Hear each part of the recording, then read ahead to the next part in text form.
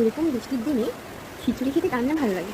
কি সুন্দর বৃষ্টি হচ্ছে, বাইরে একটু ঠান্ডা ঠান্ডা ওয়েদার, এইরকম বৃষ্টি দিলে খিচুড়ি আমাদের সবার প্রিয়, তাই না?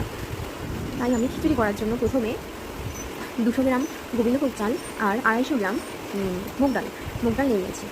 আর কিছু অল্প একটু মানে যে যেমন আলু যদি খিচুড়ির মধ্যে আলু আর কুমড়ো দিয়েছি কিছুটা, তাই কুমড়োটা আগে একটুখানি ভেজে নিতাম।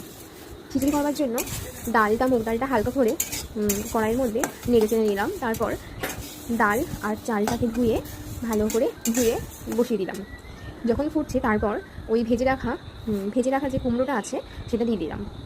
দেওয়ার পর অন্য কড়াইতে আমি খিচুড়ির সঙ্গে একটু আলু ভাজা একটু করে নিয়েছিলাম। আর খিচুড়ির জন্য যে মশলাটা সেটা হলো আমি তেজপাতা ফোড়ন দিয়েছিলাম, তারপরে জিরে আর আদা, নিরামিষই করেছিলাম। আদা, নুন, লঙ্কা গুঁড়ো, হলুদ গুঁড়ো, জিরে গুঁড়ো, এগুলো দিয়ে ভালো করে একটু কষিয়ে মশলাটা কষিয়ে তারপর যখন ওই ভাতটা, খিচুড়ির যে ভাতটা সেটা যখন ফুটছিল তারপর ওর মধ্যে দিয়ে দিয়েছি। এই যে দেখো বন্ধুরা, আমার খিচুড়ি রেডি। টাটা।